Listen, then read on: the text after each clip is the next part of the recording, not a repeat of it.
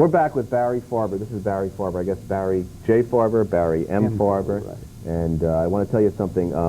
Years ago, he was the first one, came on my radio show, my first show in New York. And a gentleman he is, but he taught me something amazing. And you said to me then, you said, Barry, when you're doing anything, whether you're talking to a friend or whatever, just talk like you're in a backyard barbecue, like just having relaxed and be yourself. I think that was important you mentioned. I think I was talking about how to make it in broadcasting. So many times, and I learned this the hard way. When I got my own radio show, I felt like Emperor Charlemagne. I said, hot dog, I want to take all the great people in my life who've given me laughs at parties, who've been riveting conversationalists, and by God, they're going to get me a huge nationwide audience. And I'd put them on the air, those who were such volcanoes, individually, one-on-one. Mm-hmm. The volcanoes, those who were thunderclaps on the air became less than butterflies' belches. They just started out weak and gradually tapered off. And it just interested me that microphones can calcify people. Those who are the life of the party, when they see a microphone, instead of being themselves, they will say, good evening, ladies and gentlemen. Tonight we're proud to have this distinguished author. Oh, forget about it. So if you can succeed in being what you were in real life, even though a microphone or a camera is there, I think that's probably the best advice you can give to somebody. You've made a lot of differences. You're one of my mentors, I would say, and that's sincerity, because over the years you don't see some of the things that I've... One of our boys made it, I'm proud of it. One of our boys.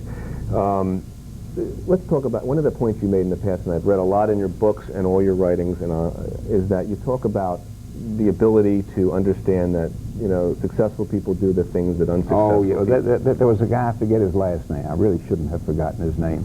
He was a major, she was big dog in the insurance meat house for all Manhattan. And he came on my show one time, and he said that one time in the 1930s, he didn't even take the seminar. He was walking by like the great Hebrew prophet Hillel.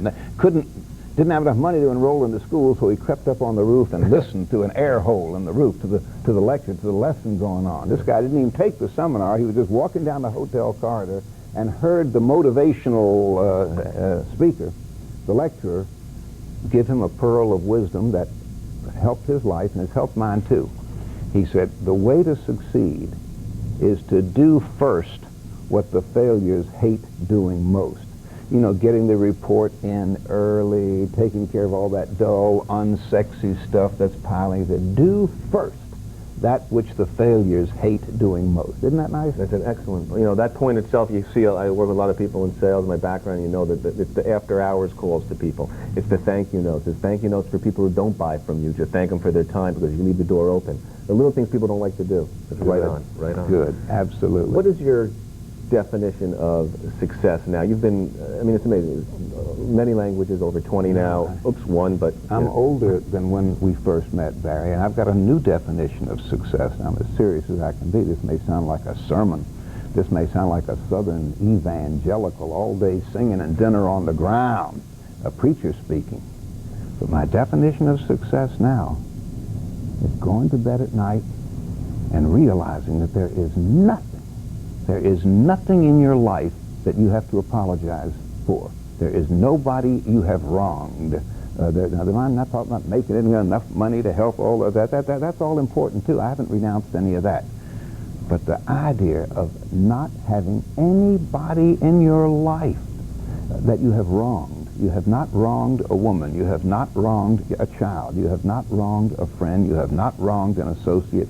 If you did, you made proper amends long ago, and there is absolutely 0.00 on your conscience. We're all thinking of the White House when I say that, and that may have helped me evolve this philosophy. There's a Yiddish proverb that says, "A Nacht ohne Schlaf ist der beste Straf." A night without sleep is the worst punishment, and you can modify that. A night where you sleep, but you sleep fitfully because of what you've done wrong. That's awful. And to be able at my age to say, I haven't wronged anybody. My books are in order. My bedroom may look like a tornado. The phone rings, I can't find it. Other elements of my life might be in chaos. But the important things are bulletproof and pig tight. I don't owe anybody anything, and I haven't done anybody any wrong. Great example. Good. And you know, everybody's definition is different, and I think when you made up a lot of excellent points that cover a lot of people. You know, when we come back from the break, I want to do this. I want to get into, you know, what you think about adversity, why that changes people, why it's good for some people, and some people it moves them a different way. And also, a funny story about the puppet show. We'll be right back with Barry Farber. Don't go away.